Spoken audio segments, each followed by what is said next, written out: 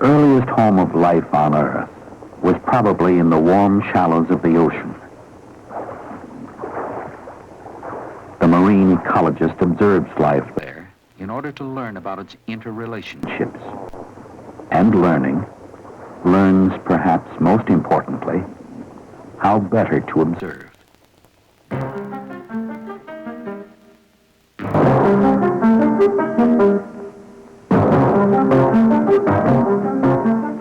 Even so familiar a creature as a crab can reveal to the attentive observer much of the drama of survival beneath the sea.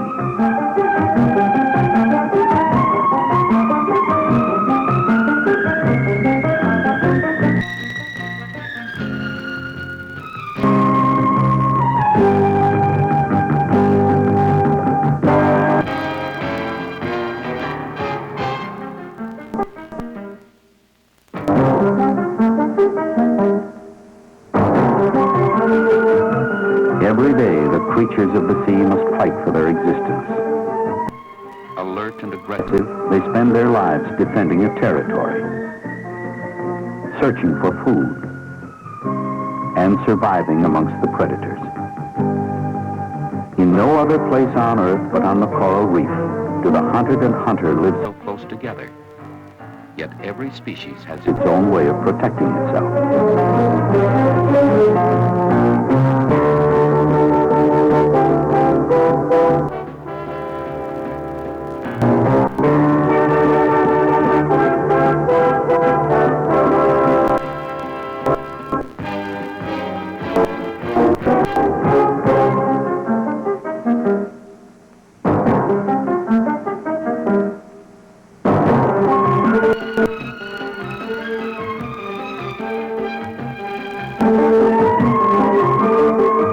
The coral provides a hiding place for the reef creatures. It is a walled city in the sea, a safe retreat from the marauders of the open ocean and all but the largest storms.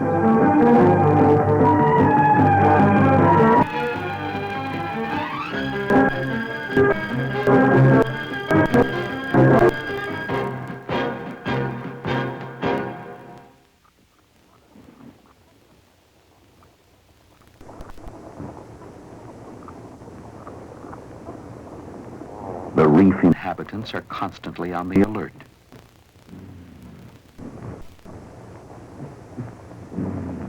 The smaller fish stay close to the reef.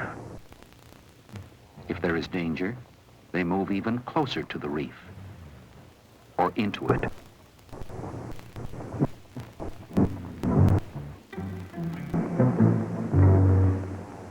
The hungry Jewfish watches the stone crab. And so does the stingray.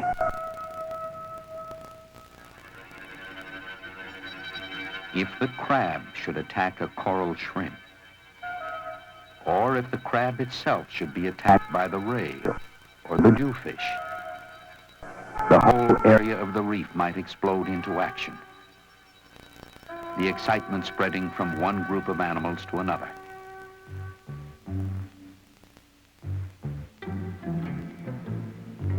Meanwhile, however, the reef is tranquil, but always each citizen watches the other for the opportunity to feed.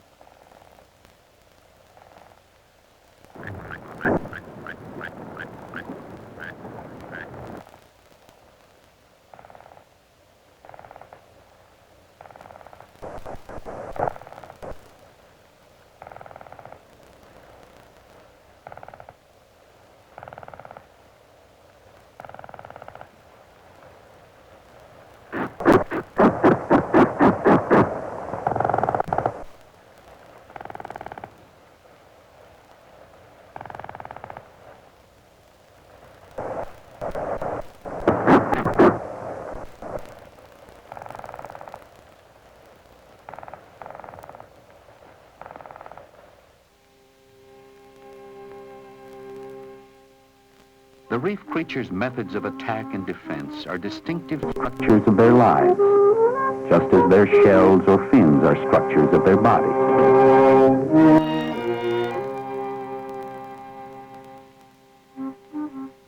common seashells defend themselves by utilizing various forms of armor plate.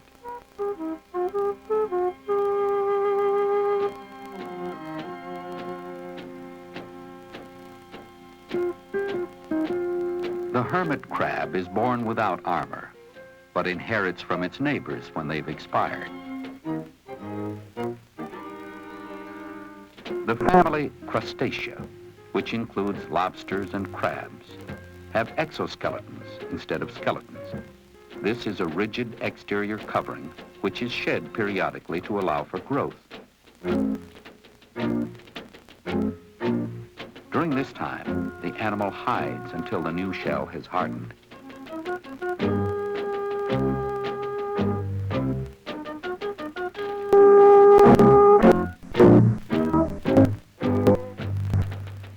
Some creatures are particularly difficult to swallow. The porcupine fish is not only covered with sharp spines, but it can also inflate itself with water when threatened. Underneath its skin, the cowfish has a bony protective layer that safeguards it against attack. Its relative, the trunkfish, shares its shell-like outer covering, and as an added defense, when excited, it can release a toxic substance into the water.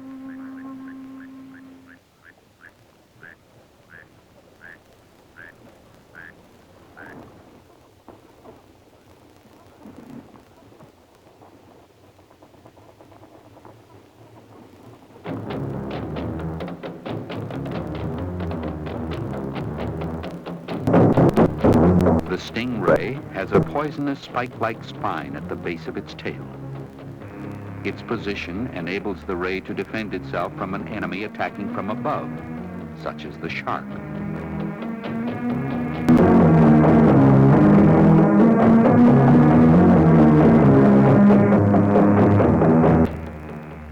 The jellyfish and the anemone have stinging cells that are equally useful for protecting themselves from being eaten and for catching other creatures to eat. The sea urchins protect themselves with sharp needles, which in some varieties are poisonous. With venomous spines amongst its fins, the scorpion fish is soundly defended. A camouflage disguise enables this fish to catch its victim undetected.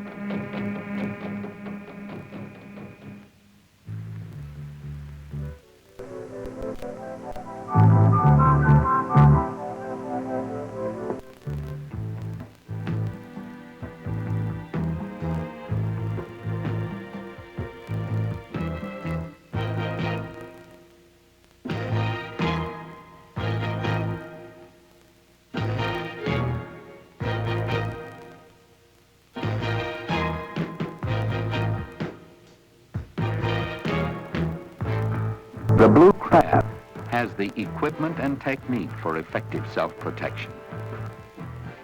But in an open area, these advantages are diminished.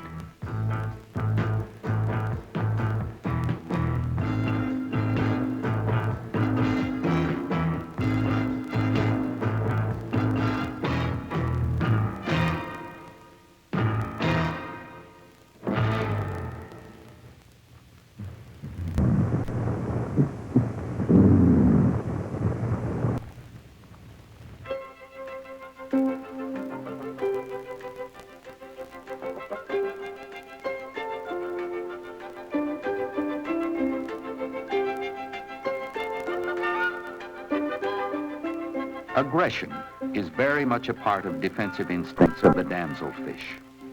Their territories and borders, though invisible, are vigorously protected.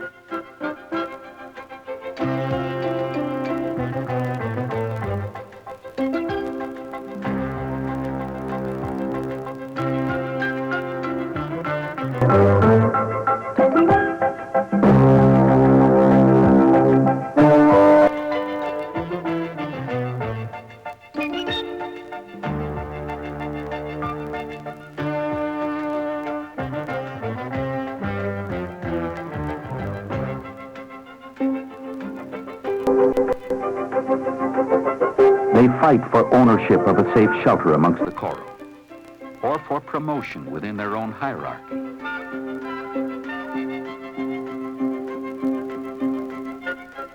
Such aggression is also used to protect a nest from egg-eating predators.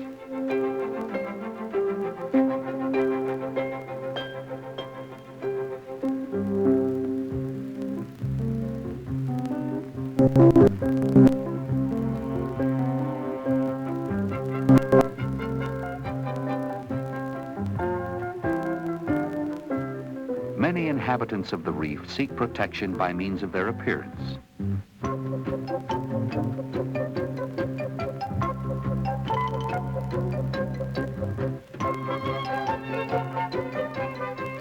Those that are camouflaged and thus difficult to detect against their backgrounds include flounders, tiger groupers, yellow rays, lizard fish, and juvenile porcupine fish.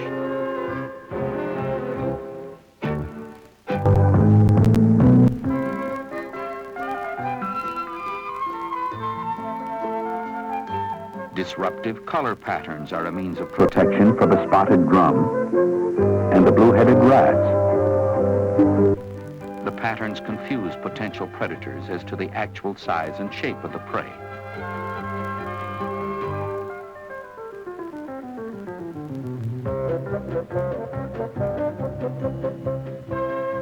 This optical illusion is used successfully by many types of reef fish.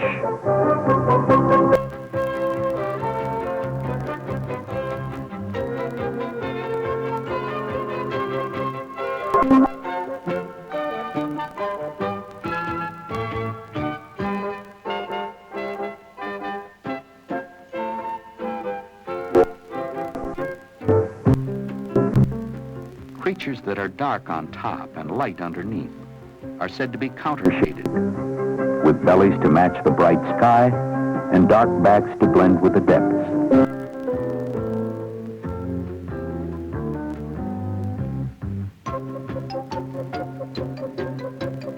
The young green turtle shares this coloration with the free-swimming ocean fish. Perhaps this might help explain why green turtle hatchlings have rarely been seen until the end of their first year of life.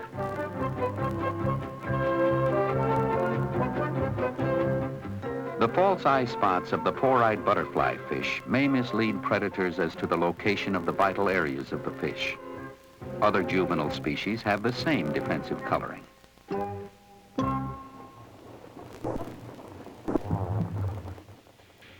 A few highly developed creatures are able to change color for protection or to signal anger. This can be done by means of muscular contractions or nervous control of specialized pigmented cells.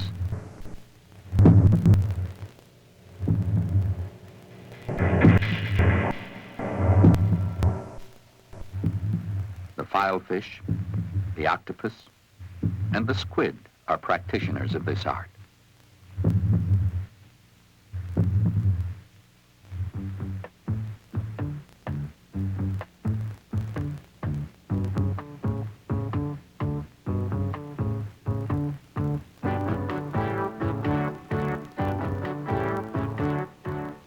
The squid uses a dazzling combination of defense mechanisms, jetting water to get away fast, leaving ink as a false target, and changing color as disguise.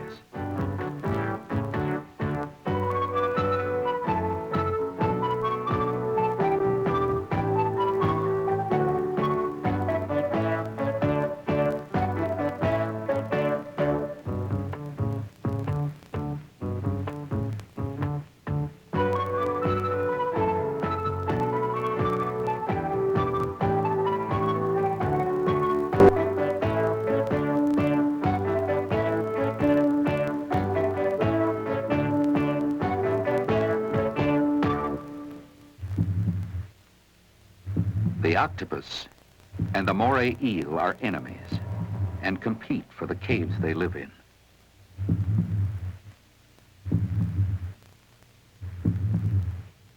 When attacked by a moray eel, the octopus may emit a cloud of ink in order to dull the sense of smell of the eel and to give it a false target to strike at. The eel will attempt to hold the octopus with its long teeth.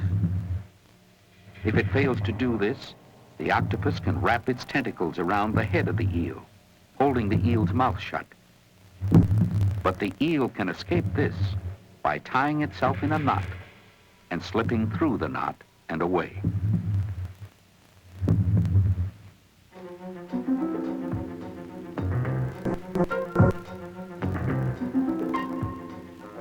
If an animal seems to be losing a fight, it withdraws if it can.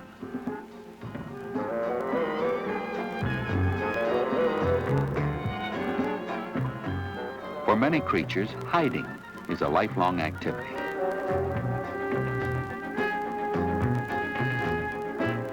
The tactic of clothing themselves with whatever is handy is employed by the decorator crab and the sea urchin.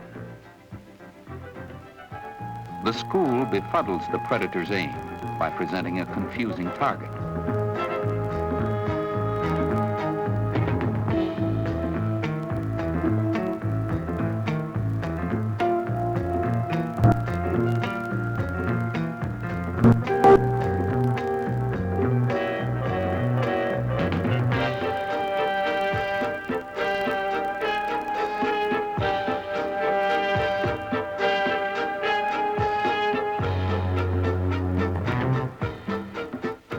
If aggression fails, fleeing is the next best defense.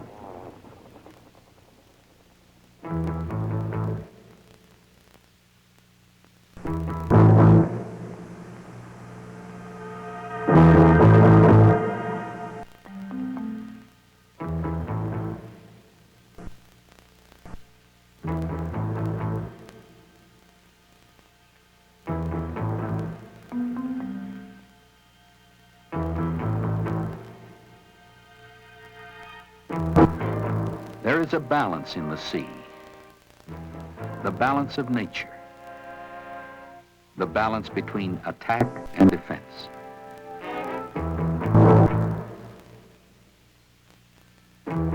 If the predator becomes too successful, he eliminates his food source and thus guarantees his own extinction.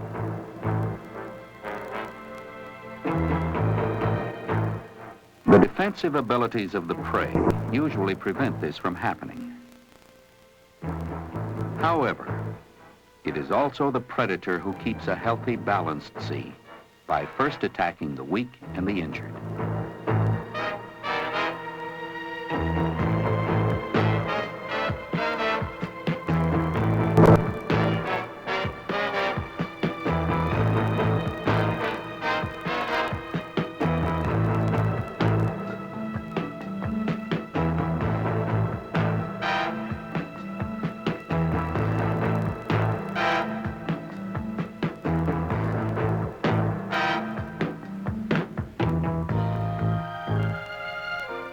The inhabitants of the reef usually kill only to eat. There is little wanton cruelty in that world, and no waste. Food that is missed by the predator is eaten by the scavenger.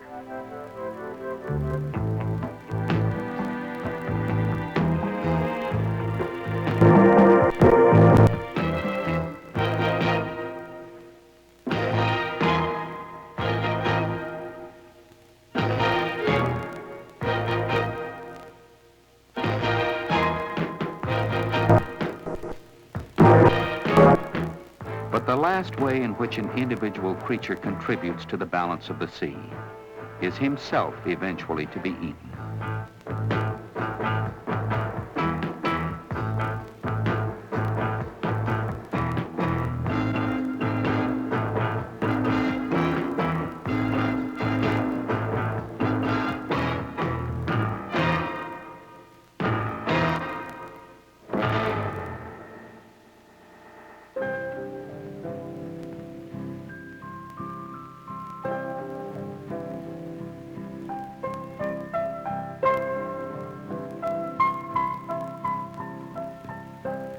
To the observer, it is an existence of violence that marks the lives of these sea creatures.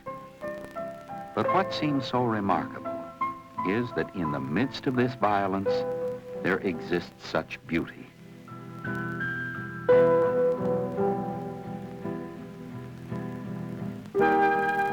Some fish have bad reputations which they do not deserve. The manta ray looks quite fearsome, but it is not aggressive. The horn-like projections on its head are thought to help funnel water into its mouth. These giant rays feed on microscopic plankton.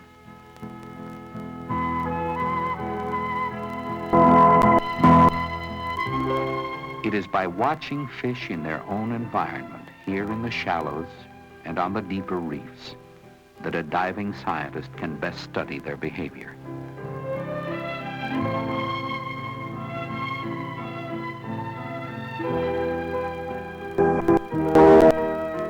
Alert and aggressive, the creatures of the sea instinctively feed and defend themselves, hunting and being hunted. It is how they survive.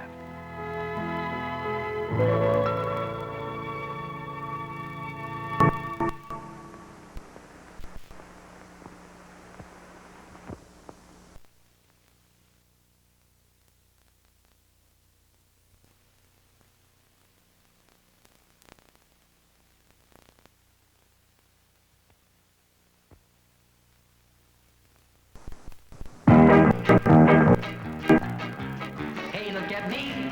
I am an animal. We are all animals too. Now we want to show you all about animals and what all the animals do. Animals come in so many sizes and colors and shapes you can see. There are so many different animals living in harmony. Some live up, some live down, some use legs to get around. Some are wet, some are dry, living together side by side on land and sea and in the sky.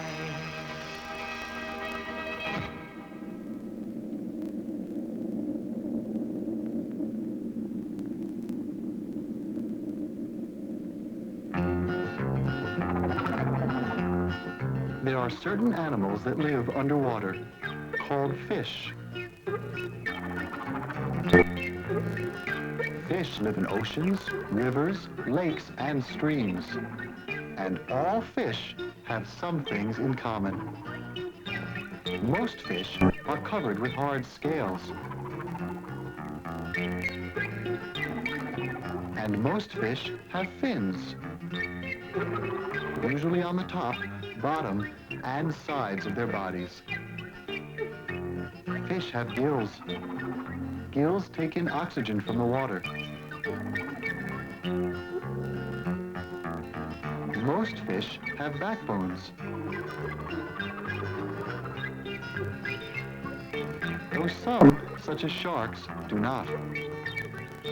Fish can smell, taste, and feel, and also sense movements in the water. There are many kinds of fish: goldfish, sailfish, sharks, and angelfish, just to name a few. What have scales upon their skins, on their backs and on their chins? What have special things called fins that help them when they want to swim? What have gills to help them breathe, to give them all the air they need?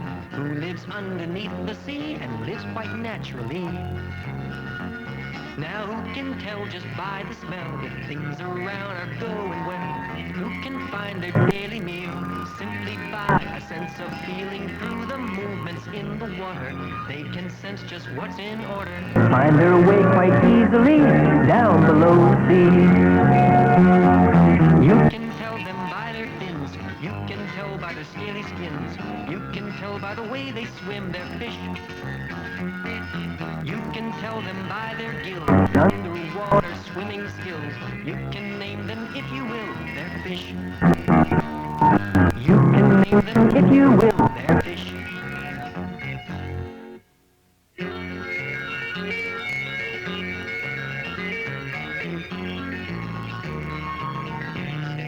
Fish swim by moving their fins and their tails.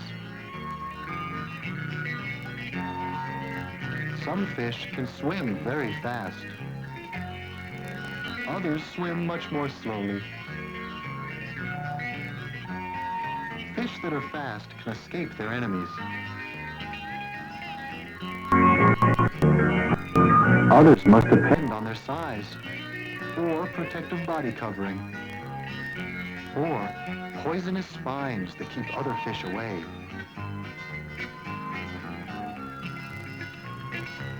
Some fish can hide from their enemies because they are the same color as their surroundings.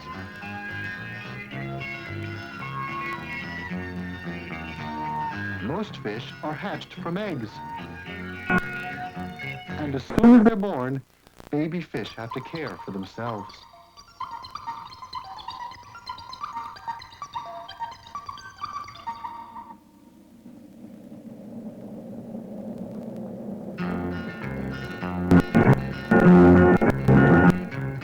It isn't hard for one to prove that fish use fins to help them move. Take a look and watch the action of those fins in interaction. Fins on top, fins below. On their sides, just watch them go. Moving with their tails as well. Watch and you can tell. Now different fish have different ways to deal with trouble that's on the way. Some are fast and swim away, While some are slow and simply stay behind, equipped with pointed spines, often of a strange design. Some have skins too hard to bite, and some just have to fight. Some have armor, some have spines, some leave danger far behind. Some are very hard to find, they're fish. Some are colored like the ground and different kinds of things around. Some are there but can't be found, they're fish. Now some fish like to swim alone, like exploring on their own. Some fish simply love to go to places far away from home. But some fish like to swim with others, live their lives with one another. Fish that always swim in schools and live by certain rules. Some will swim alone and free. Some will swim with friends, you see. All live underneath the sea, they're fish. Underwater you will find animals of strange design. Let me hear it one more time for fish. Let me hear it one more time for fish.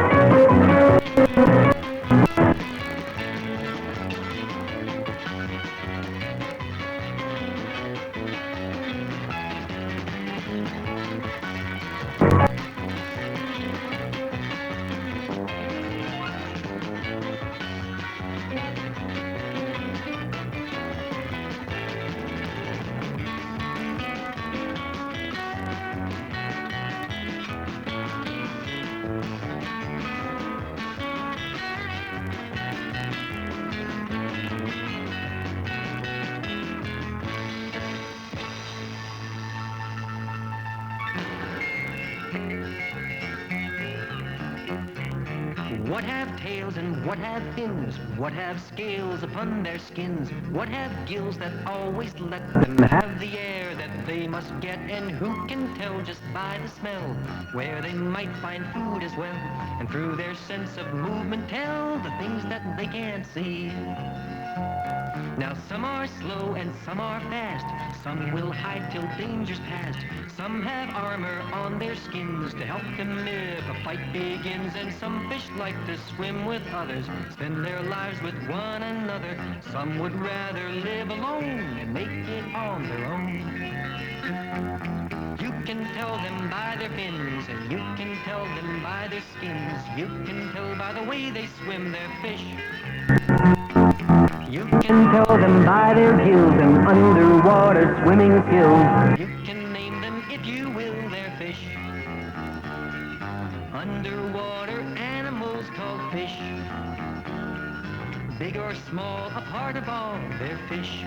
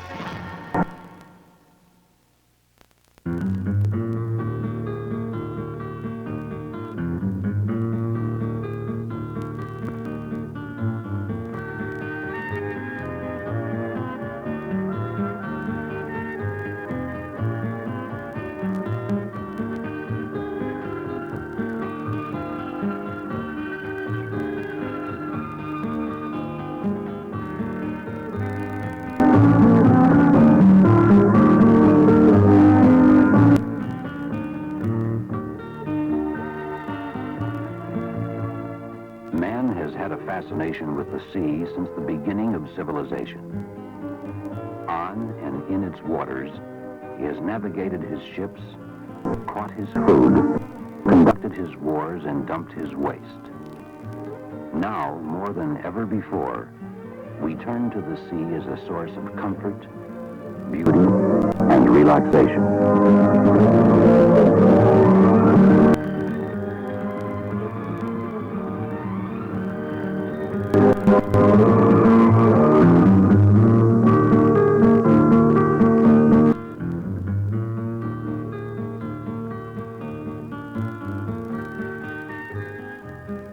Ancient legends picture the underwater world as a gloomy, hostile environment where divers encountered crushing pressures, violent currents, and countless unknown dangers. With the invention of the aqua lung, man has discovered that most of these legends are figments of a storyteller's imagination.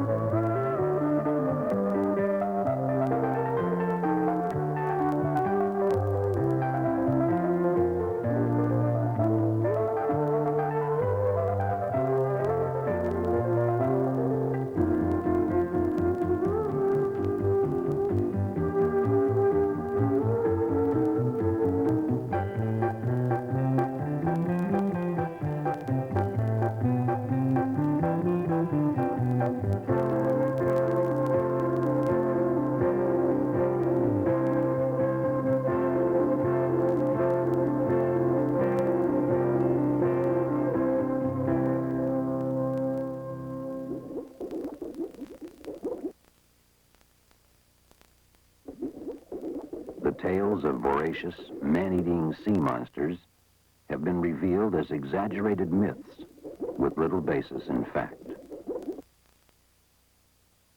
The animals which give divers the most trouble are not man-eating monsters, but small creatures such as the sea urchin, whose needle-sharp spines drive easily into the flesh at the slightest touch.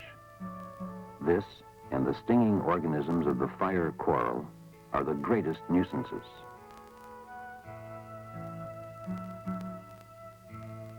Not to be ignored is the moray eel, who will bite if provoked. The scorpion fish, who is camouflaged to look like part of the reef, has sharp spines amongst its fins, which can cause a very painful wound. One must also be careful not to step on a stingray, since he has a spike-like spine at the base of his tail for his protection. However, these creatures do not attack, and a few painful experiences soon teach a novice diver to leave them alone. But most sea animals are friendly, and sometimes even playful.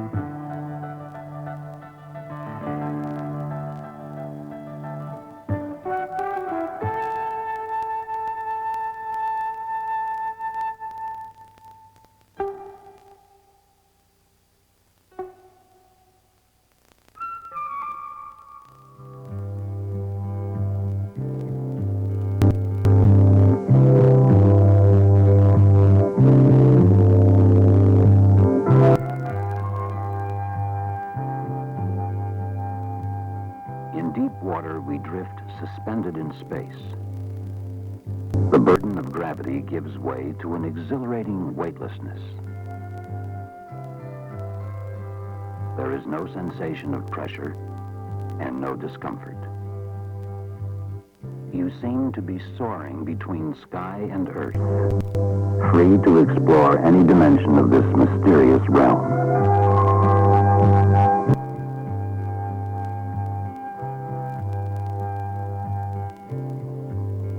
Here, the warmer colors of the sun's rays do not penetrate. As we descend, the reds, golds, and yellows gradually disappear, and we swim through a twilight zone where everything, even human flesh, is colored blue-green.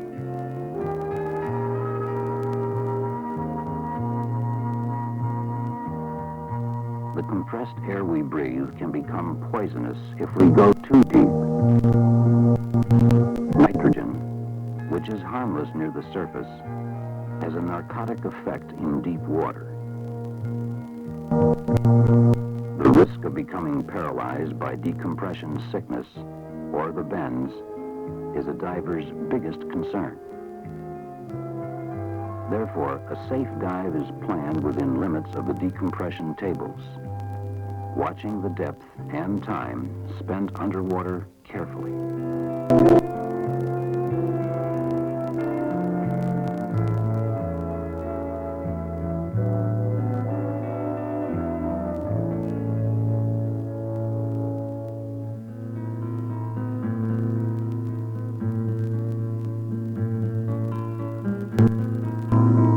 Among the many unsolved mysteries of the sea is the profusion of color that is hidden from view in regions where sunlight never penetrates. blue-green twilight zone of deep water and in the shadows of submerged caves, scenes of brilliant, lavish color exist, but they are never seen until revealed by an artificial light.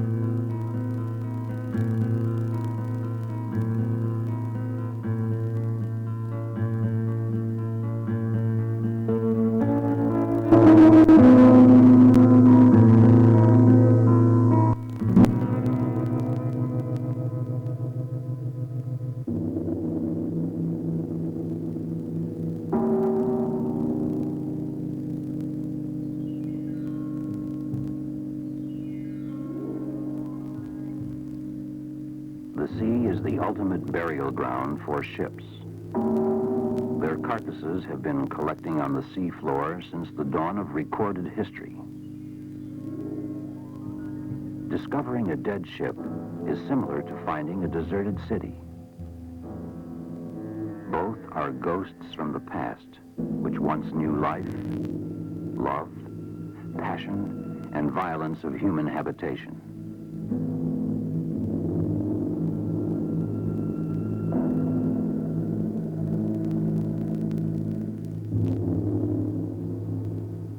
This ghost of the sea, which is now the home of marine creatures, was once a home for sailors. As we explore her remains, we wonder how she lived and how she died.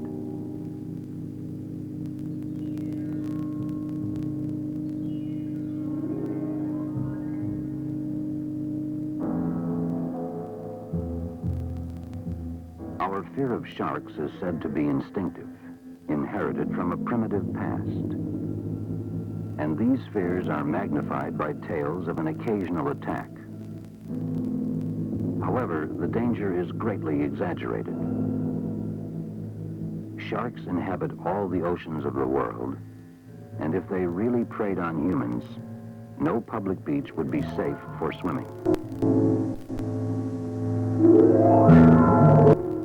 Most sharks are so cautious that divers rarely see one.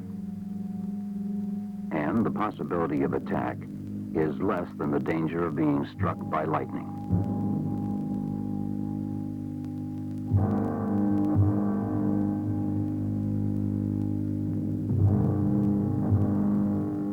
Barracuda also have a nasty reputation, but their natural food is fish, and there are few, if any, documented cases of an unprovoked attack upon a diver.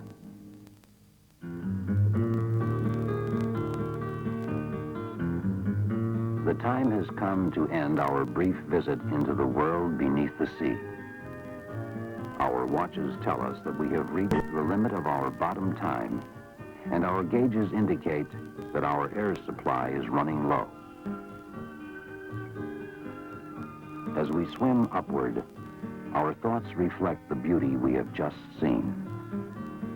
Whole cities of staghorn coral tower in peace over a landscape of brain coral.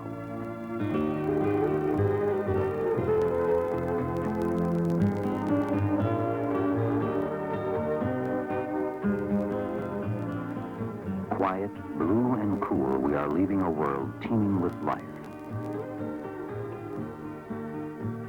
Sponges of every size and description thrive on tiny plankton.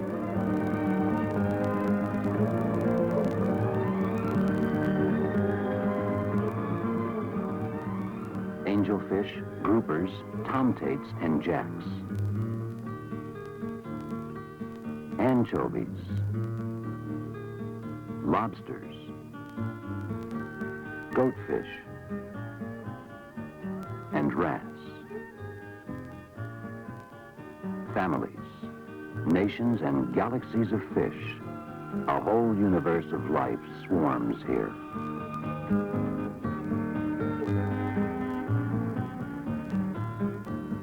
In this strange world, only we are the strangers.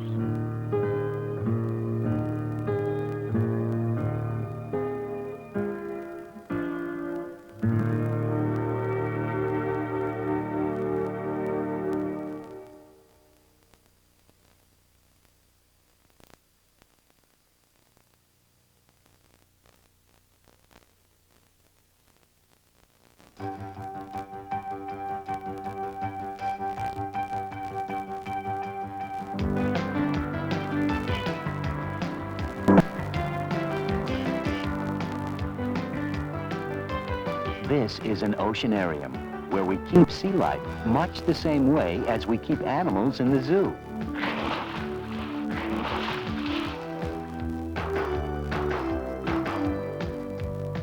Along the shores of the oceans have been built oceanariums to hold the animals.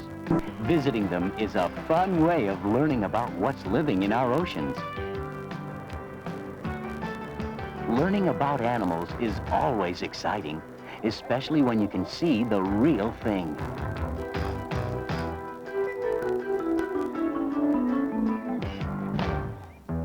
Within the oceans, there are many kinds of fish. They come in all different sizes, colors, and shapes. Some fish are dangerous to people, but most are not. We all want to keep away from the shark. These beautiful fish pretend to look like something else by blending in color with their surroundings. This is called camouflage and is vital to the survival of many animals. When a bigger fish is hunting a meal, the camouflaged fish can save itself by keeping very still. Now it's time to see the show. The dolphins are about to perform. Dolphins look like fish, but they are actually mammals. Like the land mammals and unlike fish, the dolphin needs to breathe air. It must swim to the surface to breathe. Dogs, cats, and even humans, like you and me, are mammals. How do performing dolphins learn their tricks? How do they know which tricks to do and when? Their trainers use a combination of whistles and hand signals to let the trained dolphins know which tricks are next. Dolphins learn the signals through praise and reward. The trainers encourage a new dolphin to do simple tasks and reward a job well done with snacks of fish and words of encouragement. As time goes on, the dolphin's tasks are made more complicated. First, it may swim through a hoop in the water, which is raised a little each day. And before long, the dolphin jumps very high.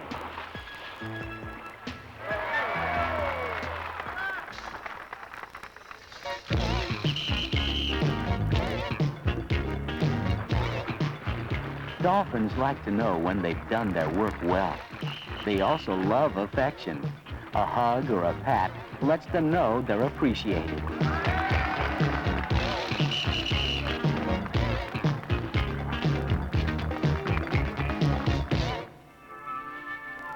You must have many questions about dolphins.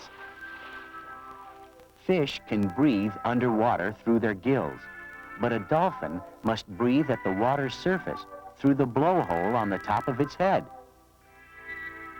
A mother dolphin gives birth near the surface of the water. The baby dolphin, called a calf, is usually born tail first. As soon as it is born, the dolphin calf must swim to the surface for air. At the surface, its blowhole opens and the calf takes its first breath of air. The dolphin calf swims close to its mother, feeding only on her rich milk for about 6 months. Gradually, the calf learns to catch fish and squid, which will make up most of its diet when it grows up. When the calf is about 1.5 years old, it will stop nursing, but may live near its mother for many years. The dolphin is a very social animal, which means it likes to be with others. In the ocean, dolphins live in groups called schools. There are usually 50 to 100 dolphins in a school, but thousands have been seen together. Dolphins have more teeth than any other land or sea mammal, between 88 and 100 of them. The teeth are all pointed and all the same shape. They don't have molars and front teeth like we do. A dolphin's eyesight is much better than our own, and it sees just as well in the open air as it does underwater. Most scientists agree that dolphins probably do not have a good sense of smell, but their hearing is very, very good. Their ears are tiny openings located just behind their eyes. In fact, the dolphin's hearing is so good, it can actually identify things with its ears. Dolphins send out sounds which echo back to them. By reading the echoes, a dolphin can tell the size, shape, and distance of any object. This echolocation ability is called sonar, and it works much like the sonar used by submarines to navigate underwater. Dolphins can make many different sounds, which scientists have studied for years. We don't know much about this dolphin language yet, but we're learning more all the time.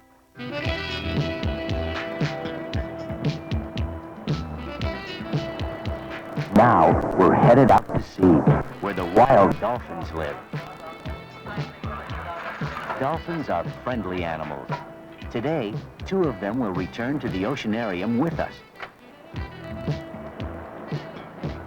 We're on the lookout for dolphins. There they are.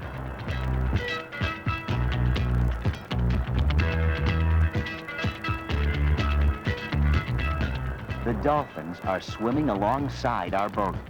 The game is hide and seek in the water, and catching a dolphin without hurting it is what we're after. The dolphin we catch will be treated with care. At the front of the boat, a diver holds a net, which is attached to a long line. Into the net and through the hoop goes the dolphin. The long line lets the netted dolphin swim freely without tugging and hurting itself. A brightly colored marker shows us where the dolphin is gone. Our divers go over the side. They'll catch up with the dolphin and bring it back safely to the boat. The divers take another line with them. It will help the others guide the dolphin in. The divers are gentle and help the dolphin not to panic. They make sure its breathing is regular. Now it's time to get the dolphin aboard our boat. It looks like a difficult job, but everything is well planned. This special sling, with holes for the dolphin's flippers, goes into the water and is slid under the dolphin's body. Then, on this stretcher, we lift the dolphin over the side and gently lower it to the deck. Now the net can be removed.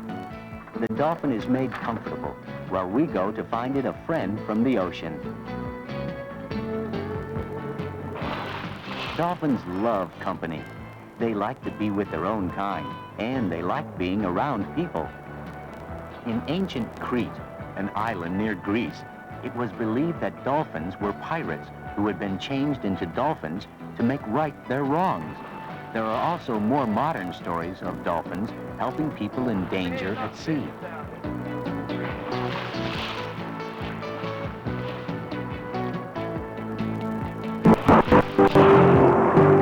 Dolphins and people appear together often in ancient art.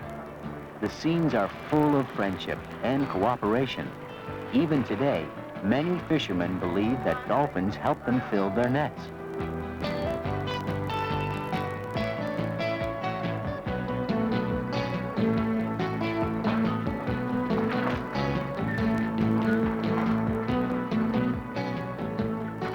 Now we've caught our second dolphin, and we must quickly see to its needs. First, we make sure to keep its skin very wet.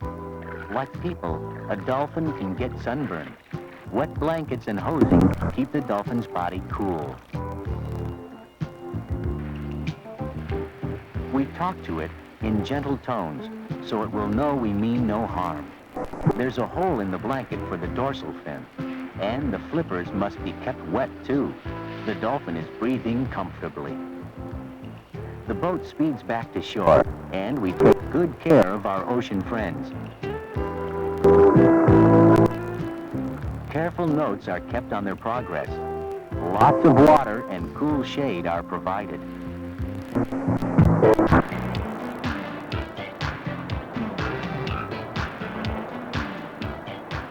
In the harbor, our dolphins are met by a smaller boat, which will carry them to shore.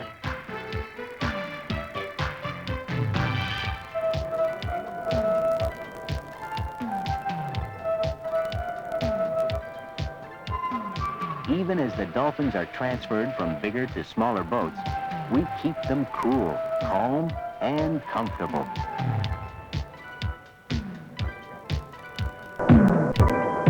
The last little trip to land.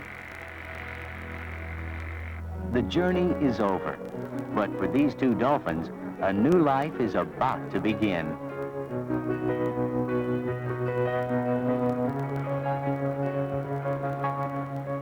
Welcome to our home, dolphins. We know you're more at home in the ocean, but be patient a little longer, and things will get a whole lot better. Before the dolphins get to their new home, they need the proper medical attention, just as we need shots before attending school. A dolphin needs shots before going to an oceanarium. The shots protect it from diseases that could make a dolphin sick. Scientists have studied dolphins for years, and there's still a lot left to learn about them.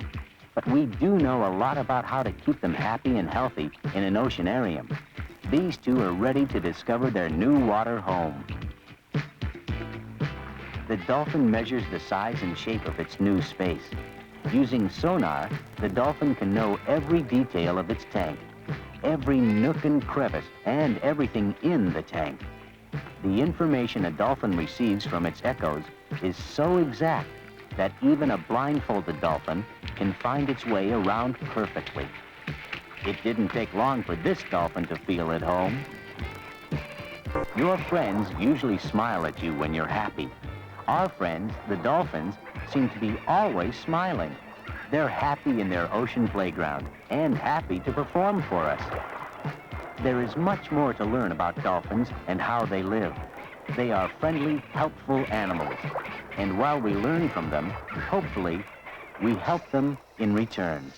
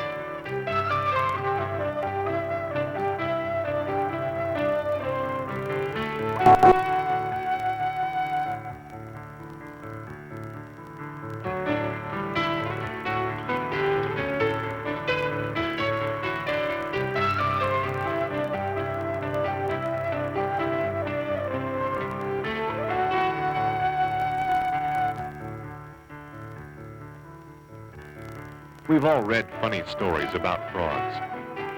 Why, there's Mark Twain's famous jumping frog of Calaveras County. And the Frog Prince. And who could forget Kermit the Frog? But what about the real thing? Frogs are very unusual animals. They live both on land and And in water.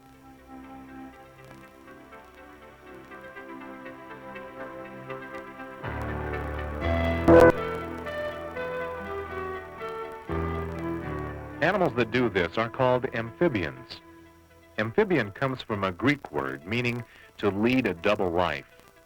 Amphibians are the smallest class of vertebrates. Vertebrates are animals that have a backbone. Frogs are the amphibians we see most often, but the frog has other amphibian relatives. Toads, salamanders,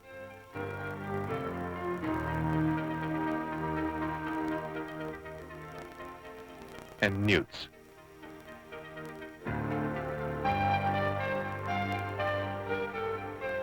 It's easy to mistake a frog for a toad, but if you look closely, you can see some differences.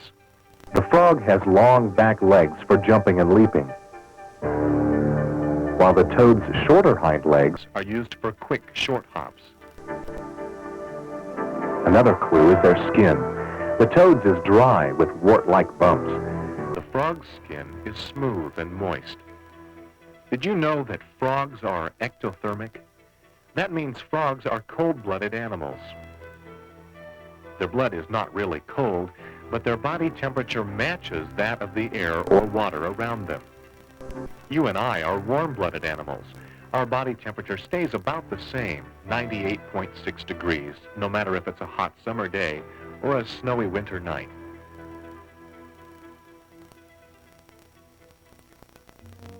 Frogs, being cold-blooded, cannot survive cold winters.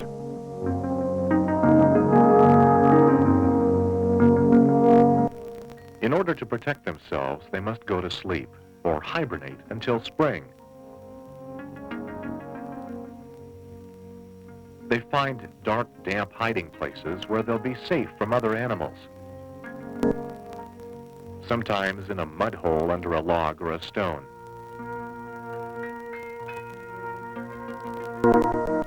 Many frogs take their long winter nap buried in the mud at the bottom of a pond.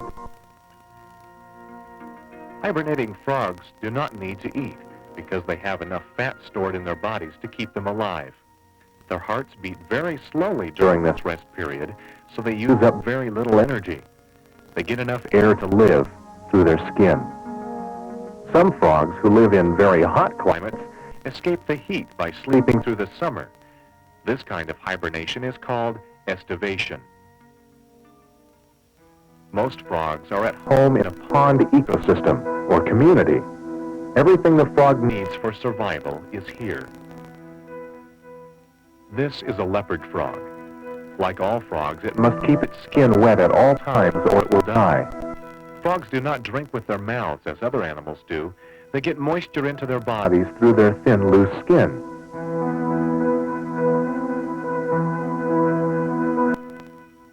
The frog's skin serves another purpose. It helps them blend in with nature. Some frogs can even change colors for more protection. Frogs have many enemies. Large fish, turtles, some birds, and snakes.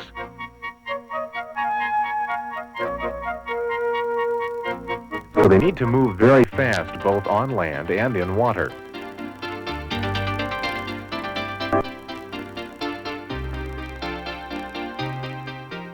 The frog's back legs are very long and extremely strong, helping him to jump or leap many times further than his own length. The largest frog in the world, the Goliath frog of West Africa, Can jump more than 3 meters, or about 10 feet.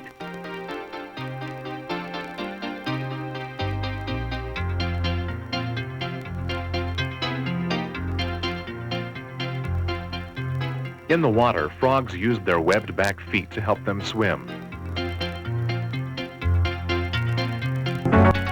This webbing is created by a thin piece of skin connecting the toes together.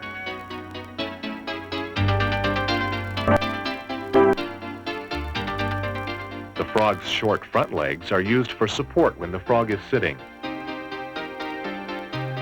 Its front feet are not webbed and are used for holding on to slippery rocks and putting food into its mouth.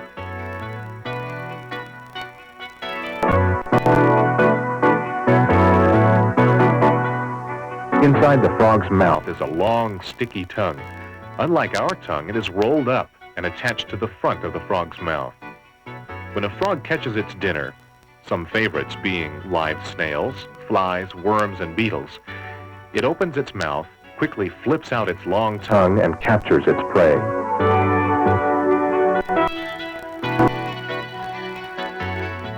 A frog does not chew its food, but swallows it whole.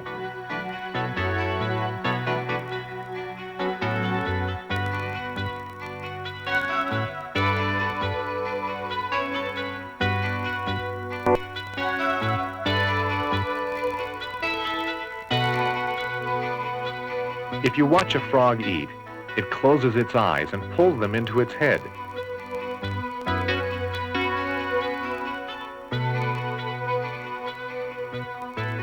This eye blinking helps to push the food down the frog's throat.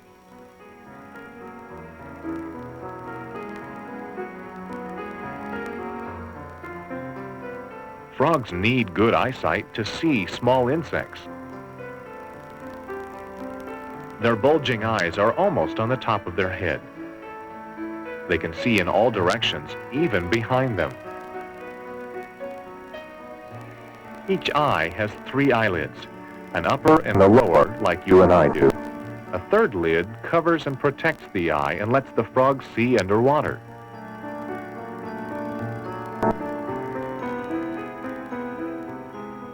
When a frog closes its eyes, it pulls them into its head.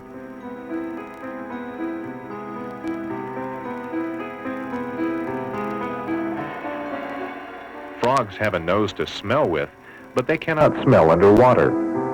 Frogs that are night hunters or live underground have a better sense of smell than other frogs. You might think frogs don't have ears because you can't see them, but if you look closely, you will see a circle behind the frog's eye.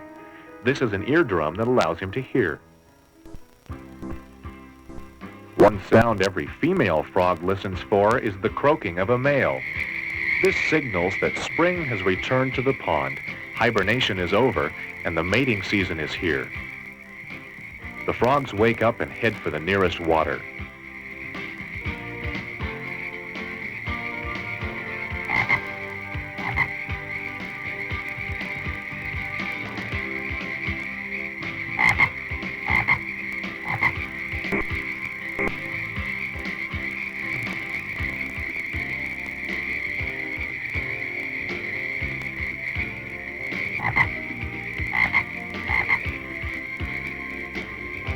Most female frogs lay their eggs in the water.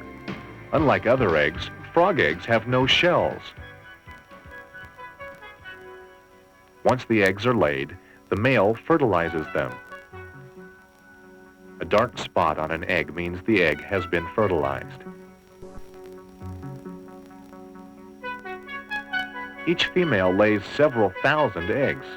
The eggs, called spawn, are laid in strings or clumps and are protected by a slippery jelly so they won't dry out. Many of the eggs will be eaten by other animals or dry up before they have a chance to develop. This process, where only the strongest members of a species survive, is called natural selection. The developing tadpole, or pollywog, feeds off the yolk of the egg.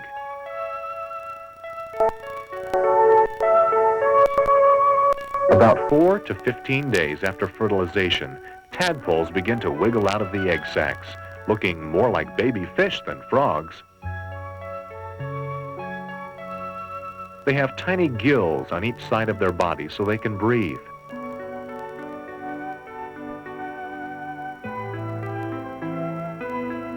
They eat very small plants called algae.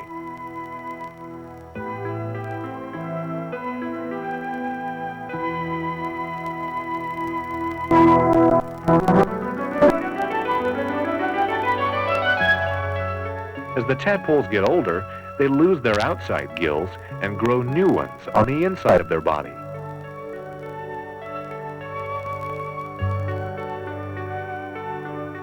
The tadpole's head grows faster than the rest of the body.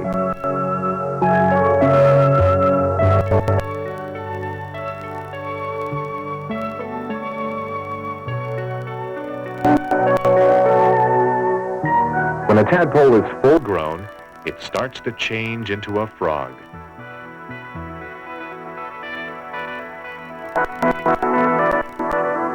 First, its back legs begin to grow.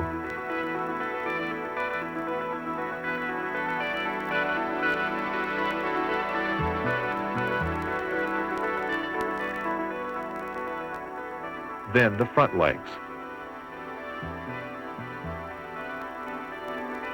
In a short time, it grows lungs and loses its inside gills. The lungs make it possible for a frog to breathe air. In time, the tail will become shorter and finally disappear. Now our tadpole is really a frog. It took only a few months for these leopard frog tadpoles to change into frogs. Other frogs, like this American bullfrog, take 2 years to change from a tadpole into a frog. This change from a tadpole to a frog is called metamorphosis.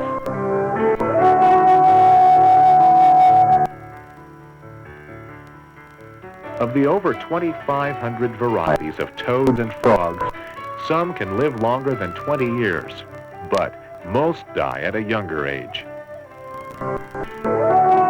During their lifespan, frogs help to keep the balance of nature By eating many of the insects that could destroy farmers' crops and ruin our gardens. Many superstitions have sprung up about frogs and toads. You can't get warts from a toad.